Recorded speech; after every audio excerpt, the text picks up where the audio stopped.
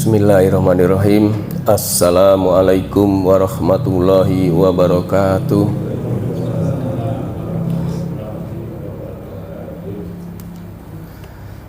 Alhamdulillahilladzi arsala rasulahu bil huda wa dinil haq liyudhhirahu 'alad dini kullihi wa kafa billahi shahida.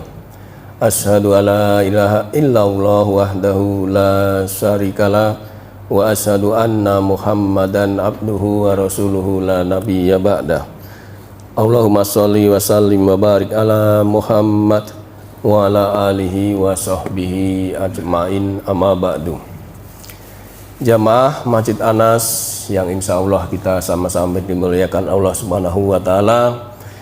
Pertama, kita terus bersyukur kehadirat Allah Subhanahu wa Ta'ala atas segala nikmat yang telah diberikan kepada kita semua, sehingga di pagi hari ini kita masih diberi kesempatan untuk bisa menjalankan kewajiban, yaitu sholat subuh berjamaah dilanjut dengan muzakarah thalabul ilmi. Salawat dan salam semoga senantiasa tercurah kepada junjungan Nabi kita Nabi Muhammad Sallallahu Alaihi Wasallam. Kulsub pada pagi hari ini mengenai kejahilan dalam perkara agama. Jadi nanti dalam agama itu ada kejahilan. Saya awali dengan hadis, salah satu wasiat dari Rasulullah SAW, yaitu kulil haq walau kana muron. Udah tahu semua kan? Katakan yang benar walau itu pahit. Nanti kita akan banyak membaca atau membuka hadis-hadis, makanya ini saya kasih selebaran mengenai hadis. Kulil haq walau kana muron. Katakanlah yang benar walau itu pahit. Kenapa pahit ini, Pak? Ya karena dalam agama kadang-kadang, Pak, dirasa memang pahit, Pak. Untuk mendalami agama itu kadang-kadang ada rasa pahit.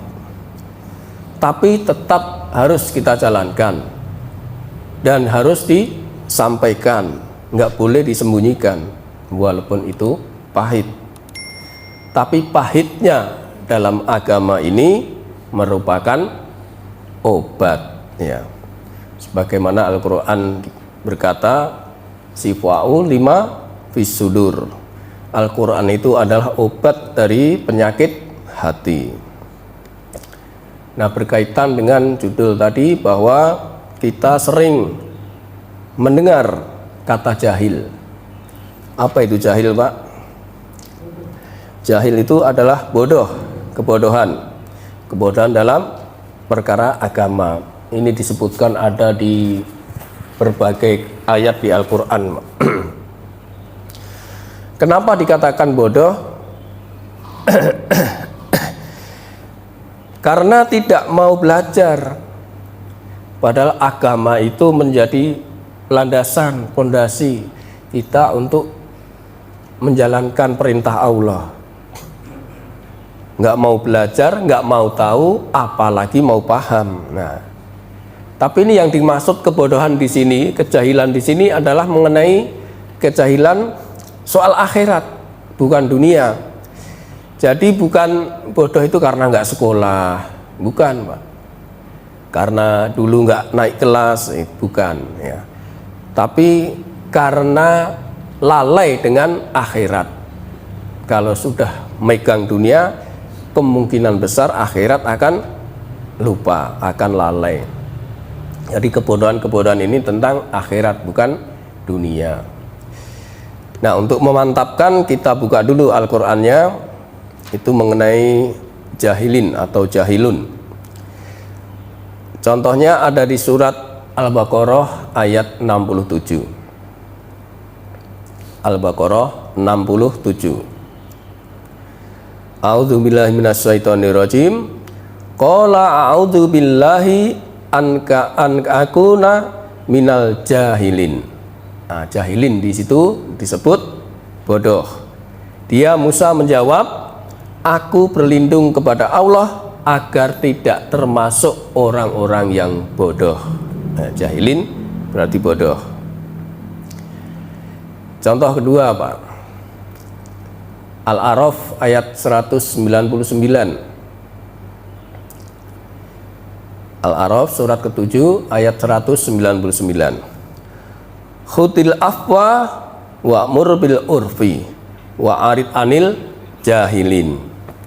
Jadilah pemaaf dan suruhlah orang berbuat mungkar atau baik, berbuat ma'ruf atau berbuat baik, serta jangan pedulikan orang-orang yang bodoh. Ya, masih jahilin, masih bodoh. Jadi kita kalau membaca Al-Quran dibiasakan dengan artinya, sehingga kita bisa mempunyai berbagai kosakata, Pak. Sehingga mengerti nanti arti-artinya. Paling tidak ini untuk pengetahuan kita sendiri. Sebab kalau kita itu tahu artinya, kalau imam salah misalnya, itu bisa membenerin, Pak. Misal imamnya harusnya mengucapkan uiddat lil kafirin, dia bilangnya uiddat lil mutakin. Ya. Nah, ini salah misalnya gitu. Tapi karena makmumnya ada yang paham, ada yang tahu, maka bisa membetulkan. Ini fungsinya untuk baca Quran dengan artinya. Contoh satu lagi, Pak, yang sering kita dengar dari imam juga, ini sering dibacakan, yaitu surat Furqan ayat 63. Wa ibadur rahmanil ladina yamsuna alal ardi haunau wa ida khotabahumul jahiluna qalu salaman. Adapun hamba-hamba Tuhan yang Maha Pengasih itu adalah orang-orang yang berjalan di muka bumi dengan rendah hati.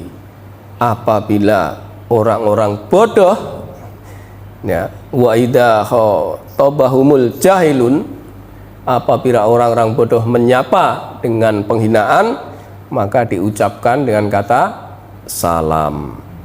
Ya. Jadi jelas ya bahwa jahil di sini diartikan dengan kebodohan. Nah, zaman dulu, Pak, kejahilan ini itu digambarkan atau diwakilkan oleh bangsa Rum. Ya. Nah, kalau sekarang tentu umum, siapa saja orang yang nggak mau belajar agama nanti bisa jahil. Nah, bangsa Rum ini adalah orang yang dikatakan pinter soal dunia tapi lalai dengan akhirat. Jadi kita buka lagi surat Rum ayat 7. Itu menggambarkan bahwa bangsa Rum itu tentang dunia mereka canggih, Pak, mahir. Tapi tentang akhirat dia lupa. Kata Allah, ya'lamuna zahiram minal hayatid dunya wahum anil akhiratihum ghafilun. Mereka mengetahui yang lahir, ya, yang tampak dari kehidupan dunia, ya, di dunia itu dia rangkum, diketahui, sedangkan terhadap kehidupan akhirat mereka lalai. Jadi yang diurus hanya masalah dunia saja, sedangkan urusan akhirat lalai. Ini perkara yang menjadikan musibah besar dalam perkara agama ini, Pak, karena dia tidak memikirkan akhirat. Jadi bangsa Rum dulu seperti itu digambarkan. Nah, kalau zaman sekarang siapa saja, Pak. Ya. Kenapa lalai? Karena kalau orang sudah condong dunia, kemungkinan besar, Pak, akhiratnya juga akan lalai. Maka Al-Quran ini mengingatkan kepada kita semua, jangan sampai terpedaya dengan kehidupan dunia. Padahal kehidupan dunia itu hijau dan indah, manis dan indah. Kata Nabi SAW, innad dunya khulwatun khadiratun. Sesungguhnya dunia itu manis dan hijau. Nah, indah menawan ini, manis dan hijau. Makanya dengan manis dan hijau itu, sesuatu yang manis dan hijau itu akan cepat membusuk, akan cepat hilang, entah itu rasanya ataupun nikmatnya akan cepat hilang, nggak akan tahan lama, Pak. Ya, jadi kenikmatan dunia ini kita diperingatkan jangan sampai kita terpedaya, karena semua dunia itu bersifat sementara, maka akan cepat hilang, namanya juga sementara, Pak. Nah, ini Allah peringatkan dalam surat 35 Fatir ayat 5, Pak. Surat Fatir ayat 5.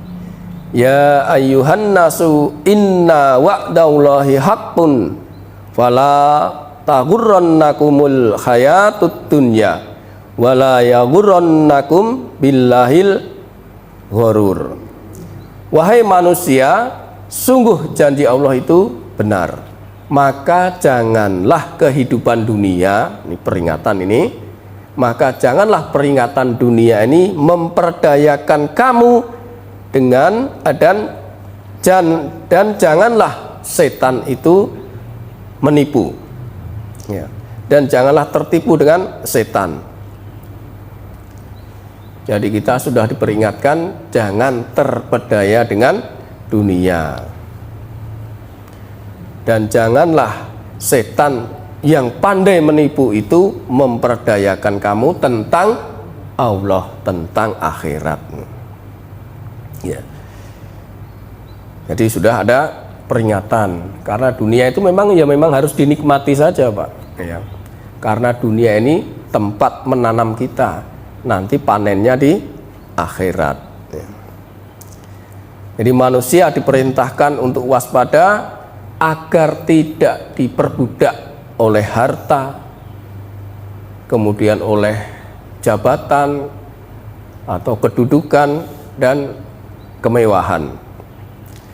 Nah, kejahilan ini semakin merajalela tatkala obsesinya hanya masalah dunia. Orang bisa bekerja 8 sampai 10 jam, bahkan direwangi apa ya, Pak? Iya, dibantuin dengan apa itu, lembur, namanya lembur itu. Tapi untuk mengkaji agama itu dalam seminggu sejam aja masih ada orang yang tidak mau. Nah, ini kan bahaya di sini, Pak. Tapi untuk urusan dunia dia bisa bangun pagi, pulang malam, bahkan malamnya ditambah lagi hanya untuk urusan dunia. Tapi sayang kalau dalam seminggu pun tidak atau terlewatkan untuk bisa mengkaji, naudzubillahi min dzalik. Karena golongan orang yang seperti ini dibenci oleh Allah Subhanahu wa taala. Naudzubillahi min dzalik. Kita buka hadisnya nomor 1, Pak.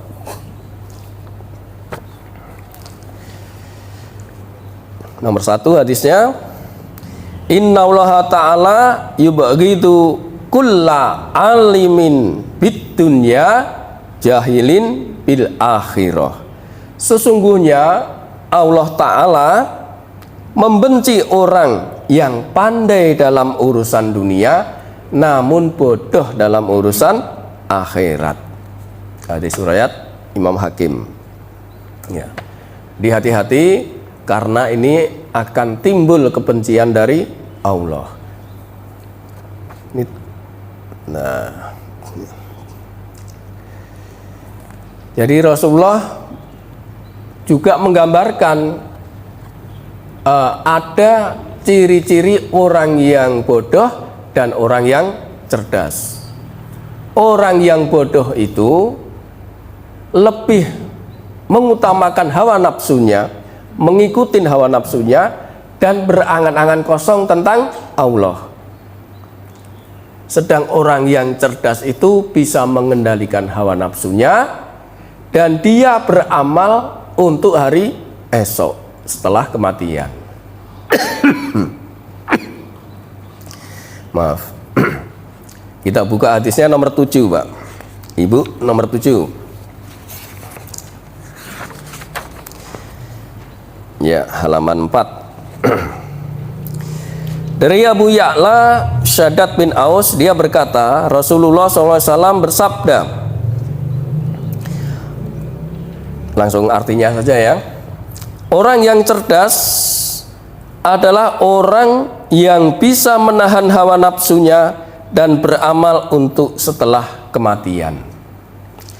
Dan orang yang bodoh adalah orang yang mengikuti hawa nafsunya dan selalu berangan-angan kosong tentang Allah. Hadis surat Ibnu Majah. Nah, itu digambarkan oleh Rasulullah tadi ciri-cirinya. Jadi jangan sampai kita nanti kan ada orang berkata, nanti kan Allah Maha Pengampun, sedangkan dia bisa berbuat maksiat. Itu hanya angan-angan kosong aja, Pak, seperti itu. Memang benar Allah Maha Pengampun, tapi nggak bisa seperti itu, gambarkan seperti itu. Karena kita nggak tahu umur, itu hanya angan-angan saja. Nah, ada beberapa poin kenapa kebodohan ini terus terjadi. Yang pertama, karena ilmu diangkat. Kalau ilmu udah diangkat, akibatnya kebodohan makin meluas. Kemudian yang kedua, terjadi pelecehan akal. Ketiga, terjadi penghinaan kehormatan. Kemudian 4, terjadinya berbagai fitnah. Ya, menjilat agar dapat jabatan, ini termasuk fitnah ini. Kemudian terjadinya al-haraj, yaitu pembunuhan. Pembunuhan yang seolah-olah itu nyawa tidak berharga lagi.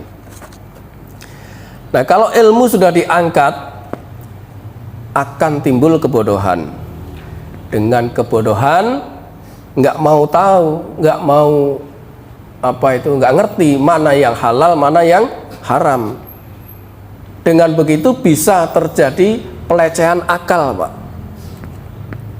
Karena nggak tahu yang halal, nggak tahu yang haram, akhirnya minum khamr. Khamr itulah yang menjadikan akal menjadi nggak sehat, terjadi pelecehan akal.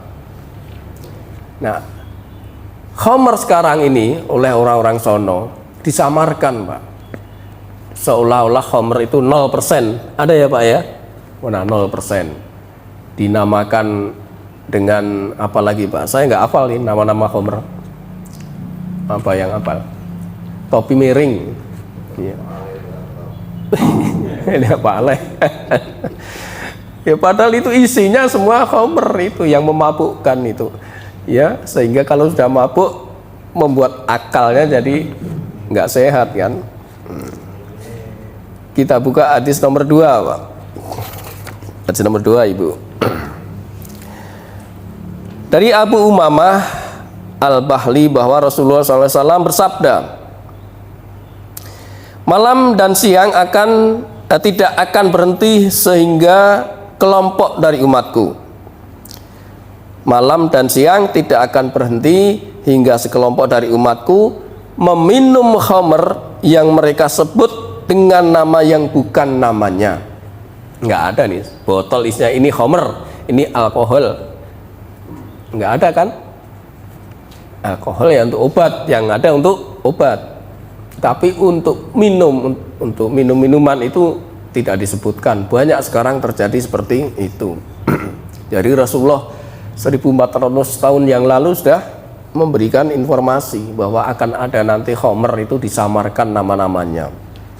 Ya. Nah, setelah itu terjadi penghinaan dalam kehormatan karena perbuatan zina yang terang-terangan. Zina sekarang udah banyak terang-terangan ya, Pak ya. Udah. Ini adalah dosa besar di bawah syirik, Pak. Di bawah syirik, durhaka kepada orang tua, lalu zina. Nah, ini yang membahayakan bagi kita, ya, kehormatan ini harusnya dijaga ya. Nah, ini menjadikan perzinahan ini dosa besar. Itu ada di hadis nomor 9, Pak. Kita buka hadis nomor 9 halaman 6. Dari Abu Bakar bin Abi Maryam, dari Hasim bin Malik At-Toiri, dari Nabi SAW, beliau bersabda, ma min dambi ba'dal syirk a'damu indallahi min nutfatin wada'aha rajulun fi rahimin la yahillullah. Tidak ada dosa yang lebih besar setelah syirik di sisi Allah melebihi air mani yang ditaruh seorang laki-laki pada rahim yang tidak halal baginya. Terjadilah sekarang banyak perselingkuhan, banyak di TV itu banyak sekali infotainment yang menyebarkan berita seperti itu. Naudzubillahi min dzalik. Jangan sampai seperti itu ya. Ini karena ini menjadikan kehormatan seseorang itu jadi runtuh. Sebab kalau orang sudah tadi minum khamr atau zina, itu imannya dicabut oleh Allah, Pak. Jadi ketika seseorang melakukan kedua itu, nggak ada lagi pegangan iman. Nah, kalau mati, naudzubillahi min dzalik. Banyak terjadi kan, Pak. Dulu banyak di Ancol itu ada mobil goyang. Dengar Pak Tri ya. Sampai pagi dilihat sudah terkapar. Di hotel seorang anggota DPRD ya, mati di pelukan WTS. Ya, diindikasi mabuk minuman khamr. Jadi ini ya merupakan tanda-tanda kiamat, Pak, kalau udah seperti ini, Pak. Kita buka hadisnya nomor 11. Jadi kalau sudah merebak terang-terangan khamr dan zina ini, menjadikan kiamat makin dekat. Dari Anas bin Malik, dia berkata, Rasulullah SAW bersabda, sungguh di antara tanda-tanda kiamat adalah 1, diangkatnya ilmu tadi ya. 2, merebakkan kebodohan. Ya, dengan ilmu tentu akan timbul kebodohan. 3, diminumnya khamr, ya, jelas. Dan 4, perzinahan dilakukan secara terang-terangan. Ya, nah ini udah terjadi. Salah satu contoh aja itu kemarin di samping rumah saya itu kan ada pohon agak gelap itu kalau malam. Di situ terjadi anak-anak. Apa tindakan saya? Saya siram dengan air. Ya, itu aja udah bubar udah. Kalau kita nggak berbuat, berarti kita melihat lalu membiarkan, ini yang akan nanti timbul musibah. Saya harus berusaha. Gimana caranya? Udah. Ya, dari atas saya siram dengan air itu. Ya kalau mau marah silakan aja marah. Ya. Udah ada lampu, Pak, tapi kena pohon ya, jadi ketutup itu. Nanti bisa dilihat di tempat saya itu remang-remang enak ini sebenarnya.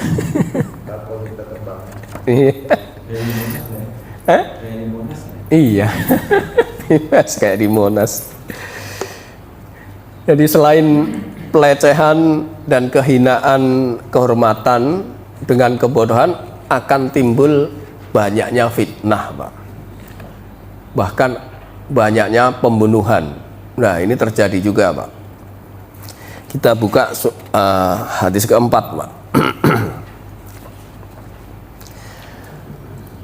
Hadis keempat, halaman 3. Dari Salim dia berkata, aku mendengar Abu Hurairah berkata, dari Nabi SAW beliau bersabda, ilmu akan diangkat, 1. 2, kebodohan akan tersebar luas. 3. Fitnah merajalela. Nih, fitnah merajalela. Dan 4. Banyak terjadi al-haraj. Ditanyakan kepada beliau, wahai Rasulullah, apa yang dimaksud dengan al-haraj? Beliau menjawab, adalah pembunuhan. Anak membunuh orang tuanya, orang tua membunuh anak, tetangganya. Aduh, kemarin udah miris Pak, miris ya. Dan terjadi sekarang ini. Yang fitnahnya apa saja kira-kira Pak? Fitnahnya dalam hadis dikatakan bahwa orang ketika pagi ia beriman, sorenya menjadi kafir, atau paginya atau sorenya beriman, paginya kafir.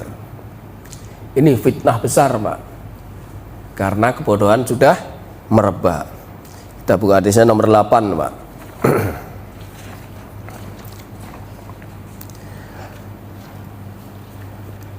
Sesungguhnya menjelang datangnya hari kiamat akan muncul banyak fitnah besar bagaikan malam yang gelap gulita.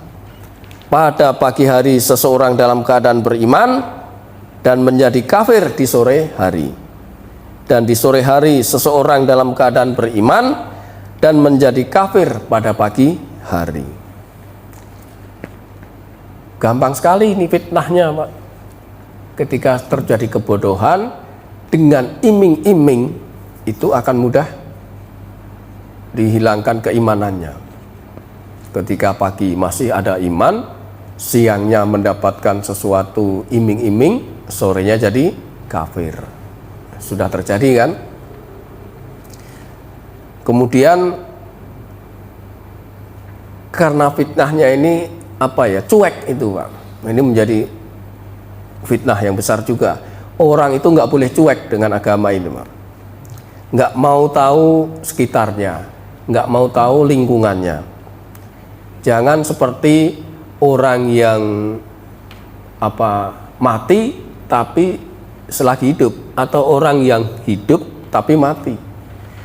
Hidup jasadnya, mati jiwanya. Nah, alinea keduanya Pak, ini orang yang cuek dengan keadaan ini Pak. Masih hadis nomor 8. Orang yang duduk saat itu lebih baik daripada orang yang berdiri. Orang yang berdiri saat itu lebih baik daripada orang yang berjalan. Dan orang yang berjalan saat itu lebih baik daripada orang yang berlari. Artinya orang-orang itu dimaknai ini hadis ini cuek Pak, nggak mau tahu. Ya udah ada yang duduk, udah ada yang lari, udah ada yang jalan, udah. Nah, kita nggak boleh seperti itu. Jadi jasad dan jiwa kita harus hidup. Jangan sampai salah satunya nggak bisa apa-apa, mati, sehingga tidak tahu lingkungan, tidak tahu sekitarnya. Nah, kemudian fitnah apalagi, yaitu fitnah harta Pak. Ini tadi ya, yang tidak peduli dengan hal haram itu Pak. Kita buka hadis nomor 13.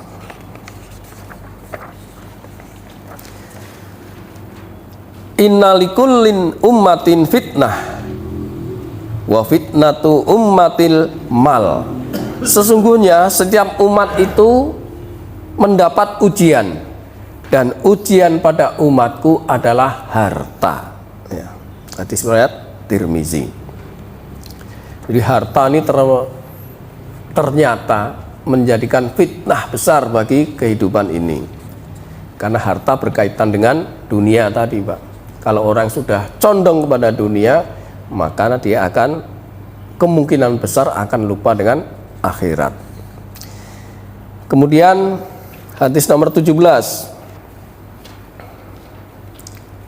terakhir di halaman 12, akan datang suatu masa di mana manusia sudah tidak peduli lagi dengan cara apa dia mendapatkan harta, apakah dari jalan yang halal atau dari jalan yang haram. Jadi asal gobrek aja Pak. Sekarang terjadi dengan maraknya korupsi. Ya. nggak peduli itu barang halal atau haram, yang penting saya dapat itu aja. Nah, disinilah letaknya kalau orang tidak mau mengkaji agama, ketika korupsi imannya dicabut, tidak paham, repot. Ya, fitnah selanjutnya adalah banyaknya pembunuhan. Pembunuhan ini juga seolah-olah nyawa itu tidak berharga, Pak, sehingga orang itu mudah untuk membunuh. Dapat ejekan sedikit aja, temperamen, emosi, maka dengan mudah dia bisa membunuh. Ini banyak dicontohkan di Pak, di sosmed itu, Pak. Kita buka hadis nomor 10, Pak, halaman 7. Dari Suwaid bin Ghafalah, dia berkata, Ali berkata, aku telah mendengar Rasulullah SAW bersabda, di akhir zaman nanti akan muncul suatu kaum yang umur mereka masih muda belia dan akal mereka pun masih bodoh. Ya, nalarnya belum sampai. Mereka mengatakan sesuatu yang baik namun untuk tujuan keburukan. Misalnya, saya nggak pakai jilbab nggak apa-apa, yang penting hati yang dijilbabin, itu ya. Seakan-akan perkataan itu baik, tapi sebenarnya itu menjerumuskan, karena memakai jilbab itu diperintah. Ya. Kemudian mereka juga membaca Al-Quran namun tidak sampai lewatin batas kerongkongan. Al-Quran hanya dijadikan hiasan saja, Pak. Membaca ketika ada kematian, membacanya kalau lagi ingat. Jadi tidak ada interaksi dengan Al-Quran itu setiap harinya. Nggak mau mengkaji Al-Quran itu. Al-Qurannya sebatas hiasan saja. Mereka keluar dari agama sebagaimana meluncurnya anak panah dari busurnya. Artinya kalau sudah seperti itu, cepat sekali orang itu lupa dengan akhirat tadi. Maka kata Rasulullah, jika kalian menjumpai mereka, orang-orang seperti tadi itu, perangilah mereka. Bunuh, ini yang hak. Tapi kalau pemerintahannya pemerintahan yang Islam, kalau kita sekarang melihat seperti orang itu kita bunuh, ya kita kena pasal ya, Pak, ya, nggak boleh. Karena bagi siapa yang membunuh mereka akan mendapatkan pahala di sisi Allah pada hari kiamat nanti. Masya Allah. Cuman karena negara kita bukan negara Islam, ya tidak boleh kita membunuh sembarangan. Kita harus tunduk, taat dengan KUHAP, dengan undang-undang. Nah, dari sini semua akan memunculkan kebodohan-kebodohan tadi, Pak. Akan memunculkan pemimpin-pemimpin yang bodoh.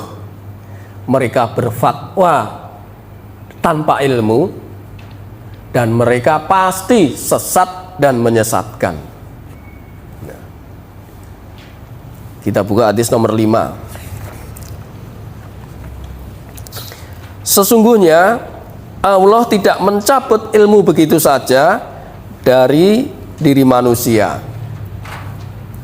walakin yakbidul ilma biqabdil ulama, akan tetapi dia mencabut ilmu dengan cara mewafatkan para ulama, sehingga apabila tidak tersisa seorang ulama atau seorang alim di muka bumi ini, manusia akan mengambil pemimpin-pemimpin yang bodoh, yang ketika mereka ditanya, mereka berfatwa tanpa ilmu.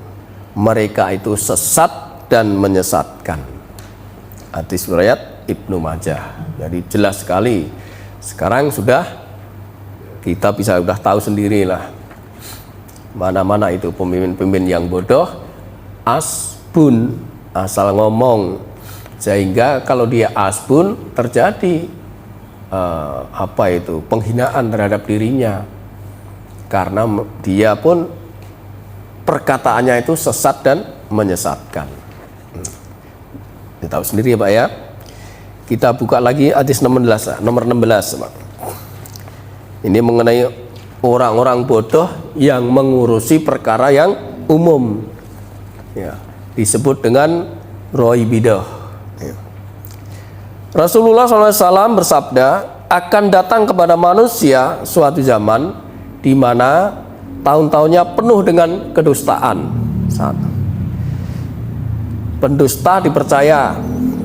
Sudah terjadi Pak. Orang yang jujur didustakan, amanat diberikan kepada pengkhianat. Wah, ini apa lagi ini? Udah terjadi ini. Orang yang jujur dikhianati dan ruwaibidah turut berbicara. Lalu beliau ditanya, apakah ruwaibidah itu? Beliau kemudian menjawab, orang-orang bodoh yang mengurusi perkara yang umum. Jadi yang bukan urusannya dia urusin juga tanpa ilmu, sehingga ini menjadikan kebodohan-kebodohan yang terus menerus. Nah, terakhir sekarang bagaimana cara kita menghindari kejahilan ya, dan efeknya apa itu supaya kita terhindar dari kejahilan ini. Tentu yang pertama kita harus mikirin akhirat Pak ya, kita selalu mikirin akhirat, di mana nanti setelah kematian ini kita ini Pak, dengan cara banyak menuntut ilmu, mencari ridho Allah, menuntut ilmu, karena tanpa ilmu ya nggak bisa Pak. Karena untuk bisa mencapai atau mengetahui tentang akhirat ya dengan ilmu, menuntut ilmu. Kita buka hadis nomor 3. Dari Yazir bin Hubaisi, dia berkata, aku mendatangi Sofwan bin Asal al-Muradi, lalu dia berkata, ada keperluan apa engkau datang kemari? Aku menjawab, Yazir bin tadi menjawab, aku ingin mengambil ilmu dari sumbernya.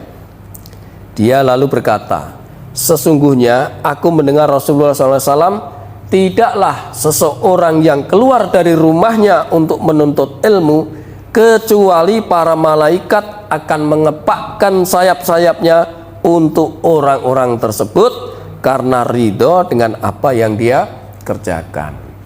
Jadi ketika seseorang berniat keluar dari rumahnya untuk menuntut ilmu, maka mendapat naungan malaikat. Malaikat mengepakkan sayap-sayapnya. Alhamdulillah. Jadi senantiasa kita gemarkan Pak, kita niatkan ya dengan ridho kita apa yang kita kerjakan ini untuk menuntut ilmu, sehingga menghindari terjadinya kebodohan. Nah, selain itu berusaha kalau sudah mengkaji tadi, memahami ya, kalau kita sudah paham itu tidak akan membahayakan diri kita. Kalau misalnya satu kantor korupsi, tapi karena kita paham, kita nggak mau korupsi, terhindar dari bahaya. Hadis nomor 14 Pak.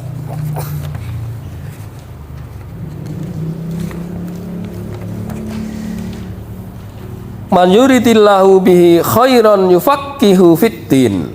Barang siapa yang Allah kehendaki kebaikan padanya, maka Allah akan menjadikannya paham terhadap agama. Aku hanya berbagi dan Allah yang memberi.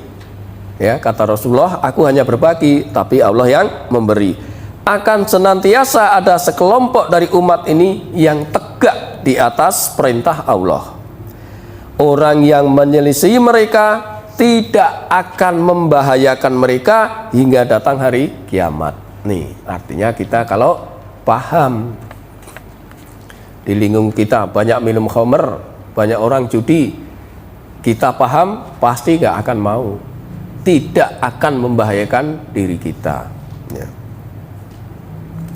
Nah, orang yang paham ini Pak, setan susah mengganggu, susah menggoda Pak. satu orang paham itu lebih baik daripada 1000 ahli ibadah. Nah, ini setan susah untuk menggodanya satu orang yang paham tadi daripada 1000 orang ibadah. Kita buka hadis nomor 6, Pak. Karena banyak ahli ibadah itu, ya, boleh jadi dia tidak paham fikihnya, sehingga yang terjadi dia ibadah rajin, ke masjid rajin, tapi nggak tahu ilmunya. Bapak ingat nggak kisah orang yang sholat 60 tahun tapi tidak diterima amalnya? Ya, nah itu kasihan seperti itu, Pak. Maka harus tadi mengkaji lalu memahami. Kita buka hadis nomor 6. Dari Ibnu Abbas dia berkata, Rasulullah SAW bersabda, faqihun wahidun asaddu ala syaitani min alfi abidin. Satu orang faqih, satu orang yang paham lebih keras bagi setan daripada 1000 ahli ibadah. Kalau sudah ahli ibadah ya sebaiknya seharusnya ya didasari dengan ilmu. Ini akan menjadikan lebih paham lagi, akan susah lagi setan untuk mengganggu. Ya. Nah, terakhir untuk menghindari kebodohan ini, kalau kita tidak tahu, belum tahu perkara agama itu, banyak-banyak bertanya kepada ahlinya. Ya, jangan diem saja, nggak tahu perkara tapi diem saja, itu nggak boleh. Harus bertanya kepada ahlinya. Apalagi sekarang itu udah banyak kemudahan, bisa buka Google, kita tanya di Google bisa, ya. Tapi jangan terpaku dengan Google, tapi harus cek and recheck juga. Kan kata Allah, fas'au ahla dzikri in kuntum la ta'lamun. Maka bertanyalah kamu kepada orang yang mengetahui kalau kamu tidak tahu. Ya, jadi kita udah diperintah nih sama Allah di Quran ini, di surat An-Anbiya ayat 7 itu. Ya, udah diperintah oleh Allah, kalau kamu tuh nggak tahu perkara agama, nanya, jangan diem saja. Karena pertanyaan ini adalah obat dari kebodohan. Kata Nabi, sifaul yisu'al, obatnya bertanya, obatnya bodoh itu adalah bertanya. Hadis nomor 12, Pak, kita buka. Halaman 9. Dari Jabir dia berkata, kami pernah keluar dalam sebuah perjalanan, lalu salah seorang di antara kami terkena batu pada kepalanya yang membuatnya terluka serius. Ini asbabul wurudsnya. Maka dia bertanya kepada sahabatnya, apakah ada keringanan untukku agar aku bertayamum saja? Ini ceritanya ketika orang tadi luka, itu malamnya tidur, dia bermimpi, makan harus keramas, ya, harus mandi basah. Tapi karena belum tahu, dia nanya kepada sahabatnya. Kata sahabatnya menjawab, kami tidak mendapatkan keringanan untukmu sementara kamu mampu untuk menggunakan air. Maka orang tersebut mandi dan langsung wafat. Jadi lukanya kena air, sakit, langsung meninggal. Ya. Ketika kami bertemu Nabi SAW, beliau diberitahukan tentang kejadian tersebut. Maka beliau bersabda, mereka telah membunuhnya. Semoga Allah membunuh mereka. Mengapa mereka tidak bertanya kalau mereka tidak tahu? Nih poinnya di sini, Pak. Kenapa tidak bertanya kalau nggak tahu? Karena obatnya bodoh adalah bertanya. Sifaul su'al. Ya. Sesungguhnya cukuplah baginya untuk bertayamum dan meneteskan air pada lukanya, kemudian mengusapnya, dan kemudian mandi untuk selain itu pada seluruh tubuhnya yang lain. Jadi nggak usah diguyur ya yang sakit tadi, karena penyakitnya tadi itu kalau kena air membuatnya dia meradang sehingga bisa meninggal.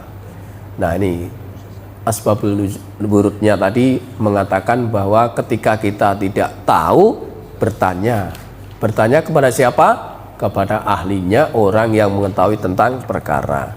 Dan orang yang ditanya, atau ustadz atau kiai itu siapa saja, orang yang ditanya kalau tidak bisa menjawab, sunnahnya mengatakan apa, Pak? La adri, saya tidak tahu. Tapi jangan gengsi. Orang kadang-kadang ditanya karena nggak tahu, gengsi lalu ngarang-ngarang. Nah, ini juga nggak boleh, Pak. La adri, oh saya belum tahu, insya Allah besok saya jawab di lain waktu. Itu bijak, elegan gitu. Ini sunnahnya seperti itu. Jadi saya mengingatkan pada diri saya sendiri ya, dan jamaah, jangan sampai kita lupa dengan akhirat yang akan menjadikan kebodohan kita nanti di akhirat setelah kematian ini. Dimana dulu bangsa Rum itu ya sangat condong pada dunia dan lalai dengan akhirat ya. Saya kira itu saja ya, mudah-mudahan ada manfaatnya.